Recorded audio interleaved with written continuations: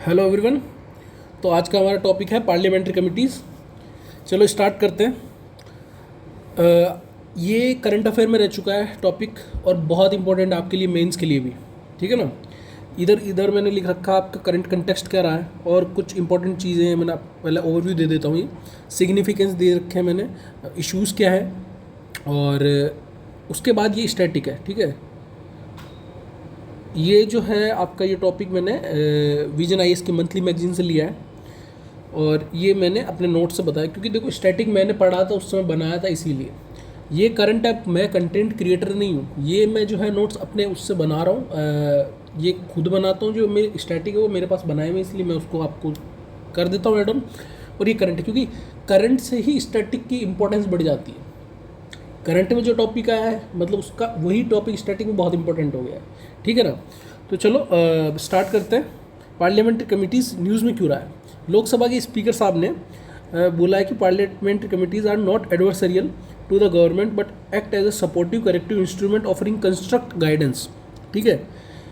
Not adversarial, adversarial means होता है, देखो अच्छा कीवर्ड है, विरोधात्मक। हिंदी में विरोधात्मक बोलते हैं। ठीक है। अब है अपना अबाउट पार्लियामेंट्री कमिटीज़। इसके अंदर क्या है कि parliamentary committees are panel of member of parliament form to scrutinise, देखो scrutinise the functioning of the government to uphold executive accountability. ठीक है ना। दो टाइप की होती है, स्टैंडिंग कमिटीज़ और एडॉक कमिटीज़। स्टैंडिंग कमिटीज़ वो होती है जो परमानेंट और रेगुलर होती है, परमानेंट बेसिस पे होती है। और जो एडॉक कमिटीज़ होती हैं वो टेम्परेरी बेसिस पे बनाई जाती है, जिनका कोई स्पेसिफिक पर्पज़ होता है। ठीक है ना। और वो स्पेसिफिक पर्पज़ होने के बाद उसे हटा दिया जाता है, उसे बंद कर दिया, उसे ख़त्म कर दिया जाता है उसमें एडॉक कमेटी को। ठीक है। फिर नए रीजन्स आते हैं, फिर नहीं बनाई जाती, वैसे ही चलता रहता है। अब क्या है, सिग्निफिकेंस पे आते हैं। सिग्निफिकेंस क्या है, अकाउंटेबिलिटी। ईजी है, अकाउंटेबिलिटी रहनी चाहिए। देखो vigilance on the part of the legislature over executive actions, public accounts committee in financial matter. देखिए public account committee financial matter में जैसे रहती है। ठीक है। Transparent effective governance, acting as a bridge between executive and legislature. Bridge की तरह काम कर रहे हैं ये कमिटीज, एग्जीक्यूटिव और लेजिस्लेचर के जो सारे काम मैनेज करना, समझ रहे हो ना। Improve legislative efficiency since committees meet throughout the year, they help make your लेको, हाँ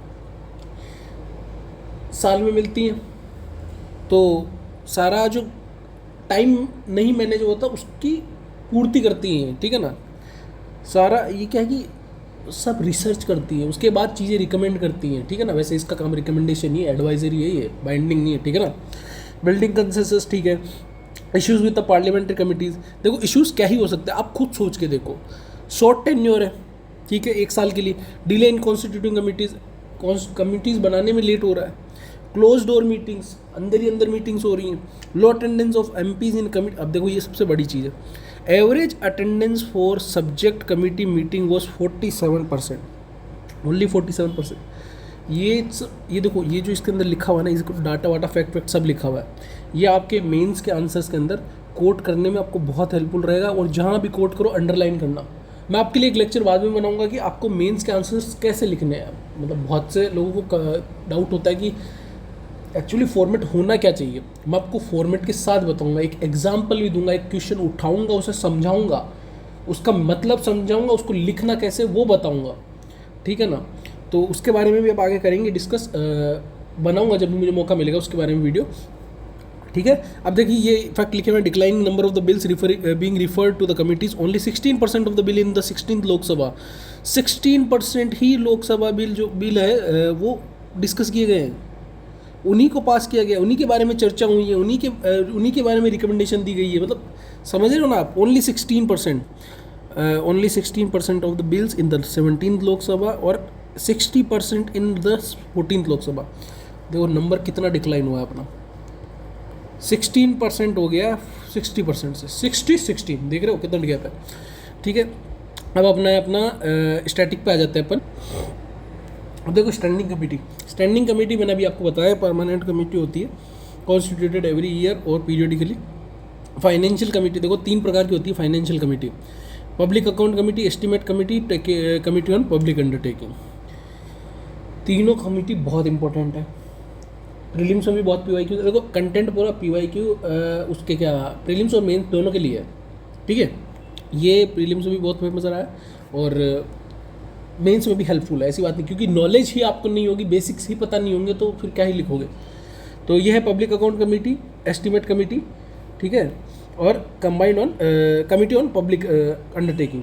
पब्लिक अकाउंट कमेटी क्या है, एग्जामिन्स के एक रिपोर्ट एंड गवर्नमेंट एक्सपेंडिचर। चलो इस पे बाद में आते हैं। अब देखो कुछ फैक्ट्स मैंने इसके अंदर लिखे हुए नहीं, मैं आपको उसके अलावा बताता हूँ। जो पैक है PAC, चेयरमैन इनके अपॉइंट होते हैं स्पीकर द्वारा। ये देखो मैंने ये फैक्ट यहाँ नीचे लिख दिया, वैसे आप देख लीजिएगा, पर मैं फिर भी इसके कुछ साथ में फैक्ट बताता हूँ। ये नीचे लिखे हैं मैंने, chairman of PAC appointed by speaker, ठीक है। अब ये चीज़ याद रखना, जो चेयरमैन साहब होंगे जो अपॉइंट किए जाएंगे वो अपोजिशन पार्टीज होंगे। अब ये कहीं कॉन्स्टिट्यूशन में नहीं दिया हुआ है, ऐसा मत सोचिएगा कहीं कभी पूछ ले कॉन्स्टिट्यूशन में दिया हुआ है, नहीं है, इसका आपको बेसिक पता होना चाहिए। कॉन्स्टिट्यूशन में कहीं नहीं दिया हुआ है ये, एक सेकंड गाइस, हाँ कॉन्स्टिट्यूशन में कहीं नहीं दिया गया है। और पहले जो 1967 से पहले ये रूलिंग पार्टी से हुआ करते थे, चेयरमैन स्पीकर अपॉइंट करते, ठीक है। अब ये याद रखने। अब फिर क्या है, मेंबर इलेक्टेड एनुअली, ठीक है। अब एक कैग की रिपोर्ट के बारे में देखो, यहाँ मैंने डिटेल में दिया। कैग जो रिपोर्ट ऑडिट करते हैं वो प्रेसिडेंट साहब को जाती है, प्रेसिडेंट साहब से पार्लियामेंट में जाती है, पार्लियामेंट के बाद पैक जो है, पैक एग्जामिन द रिपोर्ट। देखो पैक का काम ही क्या है, पार्लियामेंट्री कमिटीज़ है ये, पब्लिक अकाउंट कमेटी, तो ये इसी को एग्जामिन करेंगे ना, ठीक है, एग्जामिन करती है। No minister can be member of a PAC, मतलब देखो कोई भी मिनिस्टर, देखो मिनिस्टर्स में से ही बनता है कोई, ये कमेटी बनाई की जाती है, उन लोगों में से चुन के ही बनाई जाती है। वो लोग फिर वो उसमें नहीं होते, क्योंकि फिर चीज़ें कन्फ्लिक्ट वाली हो जाएगी ना, वो तो बोलेगा ही सही है, ये भी सही है, वो भी सही है, तो ठीक है। इसीलिए फिर अपना आ जाता है, और क्या है इसके फैक्ट है, एक सेकेंड गाइस, ठीक है।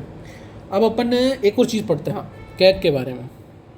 कैग कैसे लिखा हुआ है, कैग यहाँ पे कैग को एक बोला जाता है कि he is as a friend, philosopher and guide for PACs, public account committees के लिए फ्रेंड, फिलोसोफर एंड गाइड, क्योंकि ये गाइड करता है, ये इनकी मीटिंग्स में अवेलेबल रहता है वहाँ पे, इसीलिए, ठीक है ना। कैग ऑफिसर जो होते हैं वो अवेलेबल रहते हैं, अपने ऑडिटर जनरल्स, ठीक है। और अब इसके लिमिटेशंस क्या है वो पढ़ना ज़रूरी है अपने लिए। देखो मैंने इसके अंदर नहीं डालने में, आप कहोगे मैं इसको डिटेल में, मतलब डिटेल में तो मैं समझा ही रहा हूँ आपको, पर इसके अंदर मैं और नोट्स डाल दूंगा, क्योंकि मैंने लिमिटेशंस लिखी नहीं, मेरा लैपटॉप थोड़ा सा अभी गड़बड़ हो गया है, तो वो सही करवाने दिया है, तो मैं उसको जैसे ही होगा मैं इसका और इसमें ऐड ऑन कर दूंगा। एक बार मैंने सोचा वीडियो बना दूँ आपके लिए, काफ़ी इश्यूज़ हो रहे थे, 2 दिन से वीडियो इसी नहीं डाल पाया मैं, ठीक है। अब अपना लिमिटेशंस, एडवाइजरी इन नेचर है। देखो मैंने अभी बताया था आपको पहले कि एडवाइजरी इन नेचर है, मैंने आपको थोड़ा नीचे यहीं बता देता हूँ, चलो ठीक है, हाँ एडवाइजरी, एक सेकेंड, एडवाइजरी इन नेचर, ठीक है। और not an executive body, executive body नहीं है, ठीक है। और पार्लियामेंट ही इन पे डिसीजंस लेती है, ठीक है। Not vested with the power of disallowances, it is also not vested with the power of disallowances of, ठीक है ना, बाय द डिपार्टमेंट्स। अब ये इसकी लिमिटेशन देखो, एडवाइजरी है, रिकमेंडेशन दे सकती है, कुछ बाइंडिंग नहीं है, तो क्या रोल क्या है फिर इसका, ये ही थोड़ा सा इशू रहता है कि एग्जीक्यूशन में हमारे यहाँ इश्यूज बहुत है। सब चीज़ें बातों में अच्छी होती है, एग्जीक्यूशन में थोड़ी दिक्कतें होती है, तो ये ध्यान रखिए। फिर आगे एस्टिमेट्स कमेटी पे आते हैं, चलो। Estimates committee suggest improvement in budget, estimates, budget के देखो एस्टिमेट का मतलब ही देख लीजिए आप, एस्टिमेट का कहने का मतलब है कि अनुमान लगाओ, इनका काम ही अनुमान लगाना है। एस्टिमेट कमेटी स्टेब्लिश हुई थी 1950 में on recommendation of John Mathai, finance minister थे उस समय जॉन मथाई, ठीक है ना, उनकी रिकमेंडेशन पे कमेटी स्टेब्लिश हुई थी 1950 में, ठीक है, ध्यान रखना 1950। और इसका टर्म एक ईयर ये वही, चेयरमैन होते हैं रूलिंग पार्टी से, याद रखना चेयरमैन जो होते हैं वो रूलिंग पार्टी से होते हैं, रूलिंग पार्टी, ठीक है। और अब इसका यही बताना है कि कितना खर्चा क्या है, पैसे बचाओ यार, पैसा बचाओ, मत करो ज़्यादा खर्चा, पर ठीक है इनकी रिकमेंडेशन भी एडवाइजरी होती है, वो लिमिटेशंस पे, चलो अब लिमिटेशन पे आए जाते हैं। एक तो एक चीज़ इनका जो नेचर है पोस्टमार्टम है, मतलब काम होने के बाद की चीज़, जैसे वोटिंग हो जाएगी बजट पे, उसके बाद बातचीत होगी, उसके बाद जो है एस्टिमेट लगाया जाएगा, तो वो एक अपने आप में एक लिमिट। उसके बाद जो दूसरी लिमिटेशन है एडवाइजरी नेचर, जो मैंने आपको बता ही दिया था। एक चीज़ और सबसे इंपॉर्टेंट जो पैक में थी ना, पब्लिक अकाउंट्स कमेटी में, कैग की एक्सपर्टीज़, एक सीनियर एक्सपर्टीज़ थी, एक्सपर्ट असिस्टेंस था, वो कैग का उस पैक के अंदर था, कैग पैक, ठीक है ना। पर इसके अंदर एस्टिमेट कमेटी के अंदर कोई सीनियर की असिस्टेंस नहीं है, एक्सपर्ट असिस्टेंस नहीं है, तो ठीक है ना। उसमें तो क्या साला कैग सर कैग बैठे हैं, तो चलो ठीक है, सब बढ़िया है, चलने दो। कमेटी अपना तीसरा जो है, अपन बातें कमेटी ऑन पब्लिक अंडरटेकिंग, ठीक है, ये भी इंपॉर्टेंट है आपके लिए।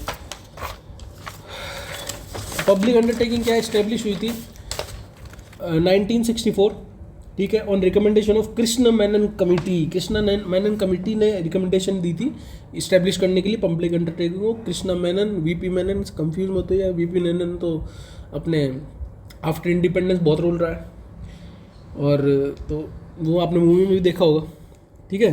अब इसके बारे में क्या है कि ये भी एक कैग की रिपोर्ट को एग्जामिन करते हैं, ठीक है ना। जो पब्लिक अंडरटेकिंग, जैसे रिव्यू पीएसयू परफॉर्मेंस, ठीक है, पीएसयू मतलब पब्लिक सेक्टर यूनिट्स, ठीक है ना, जिसमें गवर्नमेंट का 50% से ज़्यादा शेयर होता है, ठीक है ना, उस पर रिव्यू करना है, उसमें क्या सही है, क्या चल रहा है, जो भी है कैसा, ठीक है ना, उसके बारे में। Examine the CAG report on public undertaking. CAG एक रिपोर्ट ऐसी भी होती है जो जिन पे ये भी ध्यान देते हैं, ठीक है ना, पब्लिक अंडरटेकिंग वाले पे याद रखिएगा, देखो इंपॉर्टेंट है। अब ये मैं देखो इतना सा पढ़ाने में 5-7-8 मिनट लग गए, बट ये जानना जरूरी था आपके लिए, ठीक है ना। अब अपन आते हैं department related to standing committees. 24 committees होती है कवरिंग ऑल मिनिस्ट्री। अच्छा एक और चीज़, सॉरी, मैं इस पर पब्लिक अंडरटेकिंग पे आपको लिमिटेशन बताना भूल गया। देखो क्या है कि एक अगर बड़ी जो इनके गवर्नमेंट का पीएसयू जो होते हैं, उनको एक साल में 10 से 12 ही कर पाते हैं एग्जामिन, क्योंकि सारे बहुत ही बड़े एग्जामिन करना इतना आसान नहीं है। गवर्नमेंट की कंपनियां कोई छोटी थोड़ी है, पब्लिक सेक्टर यूनिट्स छोटे थोड़ी है, बहुत बड़े बड़े यूनिट्स है, ठीक है ना। तो उस वजह से एक इसकी लिमिटेशन है। वर्क नेचर इसका भी पोस्टमार्टम है, रिकमेंडेशन एडवाइजरी होती है, ठीक है ना, इसकी लिमिटेशन हो गई है। और अब आता हम DRCs पे आ जाते हैं, department related standing committees. 24 committees है ऑल ओवर मिनिस्ट्रीज में, ठीक है। 24 में है 16 जो है वो लोकसभा है, 18 राज्यसभा है, ठीक है। और ईच हैज़ अ 31 मेंबर, ठीक है, ये भी याद रखिएगा, each has a 31 member. Examine bill, budget, demand and policies of ministers, ठीक है, ये आपका यहाँ हो गया। अब एक और चीज़ है, इसका मेन ऑब्जेक्टिव क्या है, to secure more accountability of the executive to the parliament, याद रखिएगा, ठीक है ना। अब इसमें एक और फैक्ट है कि 1 member can be part of more than 1 DRCs। एक मेंबर एक से ज़्यादा DRCs का मेंबर हो सकता है, ठीक है, सॉरी, हाँ। तो अब अदर स्टैंडिंग कमिटीज़ है, ये देखिए आप गो थ्रू कर लीजिएगा।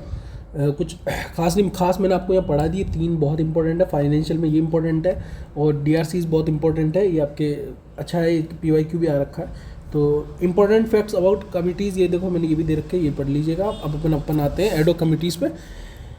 Temporary form for specific purpose, dissolve after completion. Temporary होती है, पर्पस पूरा हुआ, ख़त्म बात, अपने किसी से कोई बात होती है, आजकल तो वैसे ही चल रहा है, बात हुई, काम हुआ, ख़त्म बात, ठीक है। Advisory committee, these committees are form to examine specific bills and give expert suggestion before they passed, ठीक है। एडवाइजरी कमिटीज़ में क्या है, एग्जामिन करेंगी, एक्सपर्ट और सजेशन देंगी, फिर चलो ठीक है, हो गया, ठीक है ना। अब include select committee of 1 house. एक सेकेंड गाइस, क्या हो रहा है, एक सेकेंड, हाँ। Select committees of 1 house, Lok Sabha या राज्यसभा, जैसे कोई भी बिल के रिगार्डिंग कुछ ऐसा है तो उसके लिए रिकमेंडेशन चाहिए, तो वो बिल उस कमेटी एक ही हाउस के अंदर होती है, एक हाउस के अंदर भेज दिया, ठीक है, उसके बारे में आ गई, उसके बारे में भी होती है सेलेक्ट कमेटी। इसके अंदर कुछ आपको डिटेल में जरूरत नहीं है। Joint committee of the both house, कोई बिल के रिगार्डिंग इशू चल रहा है, जॉइंट कमेटी दोनों को कमेटी को आपस में बुला के बातचीत करके एनालिसिस निकाल के सब चीज़ों को सॉल्व कर लिया। उसे पर्पज टू स्क्रूटनाइज बिल, देखो बिल के बारे में बात हो रही है, स्क्रूटनाइज बिल, सजेस्ट अमेंडमेंट और इम्प्रूवमेंट बताएंगे, ठीक है। की features, member appointed by the speaker और चेयरमैन, देखो लोकसभा में स्पीकर, राज्यसभा में चेयरमैन, रिपोर्ट और रिपोर्ट्स आर रिकमेंडरी नॉट बाइंडिंग, ठीक है, ये देखो लिख दिया not binding, includes MP with domain expertise, ठीक है। अब देखो काफ़ी बच्चों को मेरे लगता है कि बहुत सी प्रॉब्लम होती है मेंबर अपॉइंट, स्पीकर, चेयरमैन, ये इसका मैं एक अलग से लेक्चर डालूंगा, ठीक है ना। जब अपन पार्लियामेंट का लेक्चर पढ़ेंगे ना, पार्लियामेंट के बारे में पढ़ेंगे, तब इसको बहुत डिटेल में पढ़ेंगे। और जिसको भी पार्लियामेंट का लेक्चर, जिसको जो भी टॉपिक में इशू आ रहा है मुझे बताइए, कमेंट करिए, मैं आपके लिए उसके बारे में वीडियो बनाऊंगा, अच्छे से बनाऊंगा। मैं चाहता हूं कि आप उसको डिटेल में देखो। मैं समझता हूं बहुत सी चीज़ों को, बहुत से लोगों को प्रॉब्लम आती है बेसिक समझने में क्या चीज़ है, क्योंकि हमने भी फेस किए ना चीज़। जब आप बेसिक्स ही नहीं समझोगे तो बहुत इश्यूज़ होंगे। तो आपको कुछ भी इशू आ रहा है, कॉन्टेक्ट करिए मेरे यूट्यूब चैनल पे, कमेंट कीजिए, अप्रोच कीजिए मुझे। मैं आपके लिए जो वीडियो आपको चाहिएगा वो बनाऊंगा, उस टॉपिक पे बनाऊंगा। पर्सनल गाइडेंस के लिए रेडी हैं हम। कुछ नहीं, जब आपको इतना भरपूर मिल रहा है तो लो यार, रेडी हम तो। अब देखो इंक्वायरी कमेटी है फॉर्म टू इन्वेस्टिग, देखो इसका कुछ रोल नहीं, इन्वेस्टिगर इंक्वायर करती है, कुछ भी इंसिडेंट होता है, स्कैम्स होता है, इरेगुलरिटीज़ होती है, कुछ नहीं। इसमें भी जॉइंट पार्लियामेंट्री कमेटी है, other specially constituent inquiry panel है to conduct in depth investigation की रिगार्डिंग। देखो पूरा इन्वेस्टिगेशन और एग्जीक्यूटिव अकाउंटेबिलिटी तो ऐसा वर्ड है जो हर जगह आ जाता है। अकाउंटेबिलिटी तो चाहिए, अकाउंटेबिलिटी, ट्रांसपेरेंसी, ये सब ऐसे वर्ड्स हैं जो मेंस में आपके सबसे ज़्यादा कोट होने वाले वर्ड्स ही हैं। हमने भी ऐसे ही पढ़ा था कि अकाउंटेबिलिटी यूज़ हो रहा है, ट्रांसपेरेंसी हो रहा है, अवेलेबिलिटी, अफोर्डेबिलिटी, ये सब ऐसे वर्ड्स हैं। 4A's 4D's 4S जो भी, तो ये सब ऐसी चीज़ें कि आप धीरे धीरे एनालाइसिस करो। मैं आपको साथ बैठ के आपके बारे में जान के, आपकी प्रॉब्लम समझ के इस चीज़ को सॉल्व करूँगा, ठीक है ना। तो आज के लिए इतना ही है, ये टॉपिक है, इंपॉर्टेंट है, पढ़िए। कुछ भी डाउट हो मुझे मैसेज करिए, टेक्स्ट करिए, कुछ भी करिए, कमेंट करिए यूट्यूब के चैनल पे। कुछ भी इशू हो रहा, PDF आपको डिस्क्रिप्शन में मिल जाएगा, ठीक है ना। चलो okay guys, thank you, take care, bye bye.